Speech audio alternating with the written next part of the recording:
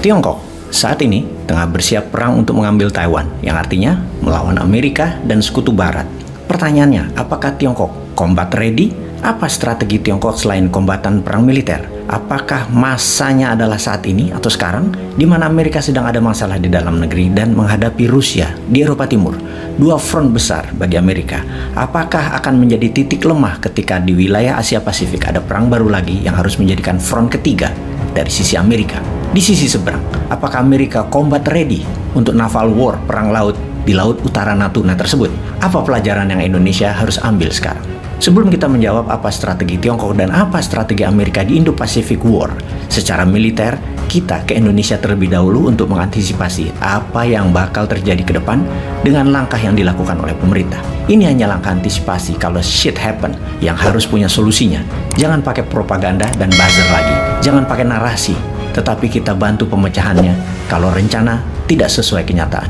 Kita ke G20 yang akan diselenggarakan di Bali November 2022 ini. Kita ke Bloomberg sekarang, di mana pemimpin kita di interview Bloomberg kemudian mengatakan bahwa Xi Jinping dan Putin akan hadir di G20 di Bali.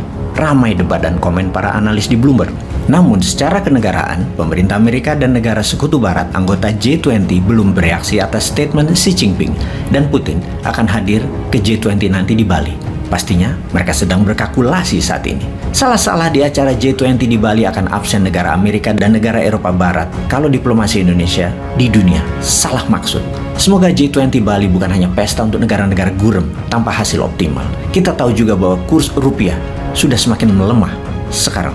Itu reaksi investor. Jatuhnya rupiah adalah reaksi atas pernyataan pemimpin Indonesia bahwa Xi Jinping dan Putin akan hadir di G20 nanti. Apakah akan menjadi perang bintang di G20 itu atau Barat dan Amerika akan kirim bukan kepala negara? Akan garing acaranya kalau kepala negara Barat dan Amerika tidak hadir.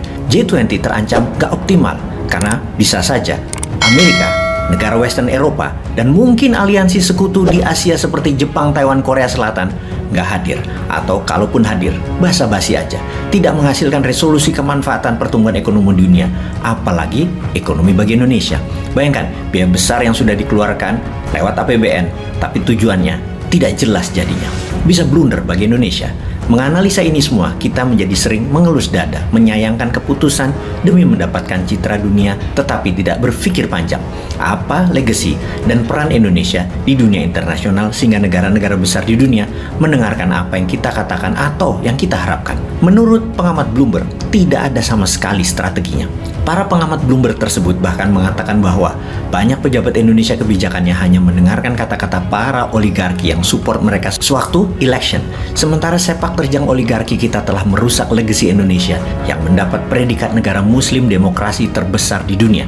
Oligarki sekitar kekuasaan ini hanya peduli dengan kepentingan bisnisnya saja. Kebetulan mereka telah beraliansi erat dengan Tiongkok. Rusia juga tidak ada pilihan lain kecuali beraliansi dengan Tiongkok. Maka para pejabat sekuat tenaga cari muka ke Xi Jinping dan Putin karena harus mengusung kepentingan oligarki. Walaupun harus dibayar mahal oleh rakyat Indonesia yang menanggungnya kemudian. Itulah komentar salah satu narasumber di Bloomberg. Oh iya, ada diskusi menarik di podcast Endgame Pak Gita Wirjawan dengan George Yeo, former foreign ministernya Singapura. George Yeo mengatakan bahwa Indonesia punya kapasitas untuk take a lead di ASEAN yang kemudian berlanjut di Asia, dan ini merupakan critical task atau tugas penting. Tapi masalahnya penyelenggara negara tidak memiliki visi ini, lebih memilih kepada kepentingan oligarki yang sempit dan short term. Kita kembali ke topik utama kita. Apakah Tiongkok combat ready dalam drama di Taiwan dan bagaimana Indonesia harus melangkah? Kita semua tahu perang memerlukan oil and gas sebagai bahan bakar utama dari perang. Apalagi di perang laut dari sisi Amerika dan perang darat juga laut dari sisi Tiongkok dengan medan Kurukshetranya Taiwan.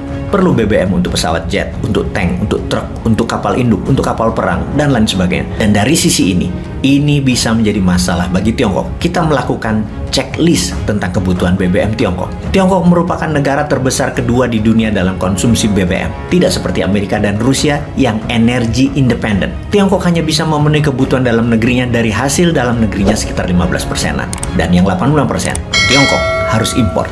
Kita menengok sebentar kembali ke Indonesia. Kebutuhan energi BBM Indonesia saat ini adalah 1,6 juta barel per hari, di mana yang 800.000 barel per hari adalah produksi dalam negeri, yang 800.000 barel impor. 50% kebutuhan nasional Indonesia impor. Dalam hal energi ini, Indonesia juga bukan negara yang independen energinya. Bahkan 20 tahun dari sekarang, lifting minyak bumi Indonesia diperkirakan hanya 200 ribu barel per hari. Kebutuhan di tahun 2045 adalah 2,5 sampai 3 juta barel per harinya. Kurang dari 10% kesanggupan produksi nasional yang 90% Indonesia impor BBM-nya. Di tahun 2070 Indonesia kalau tidak ada rencana untuk program energi independen, maka di tahun 2070 Indonesia net import murni, 100% BBM-nya adalah import. Inilah yang New Mind selalu mengingatkan. Rencana nasional efek dari pasca G20 itu bagaimana? Ketahanan energi nasional ke depan itu bagaimana? Apapun itu kita harus mulai menggunakan listrik tenaga nuklir berbasis thorium itu sekarang. Tuh kan, jadi lupa nerusin Tiongkok versus Amerika dalam perang energi yang akan mereka lakukan dan bagaimana bentuk perangnya. Jadi kelewatan aja. Gara-gara nengok balik Indonesia sih, waduh ampun dah.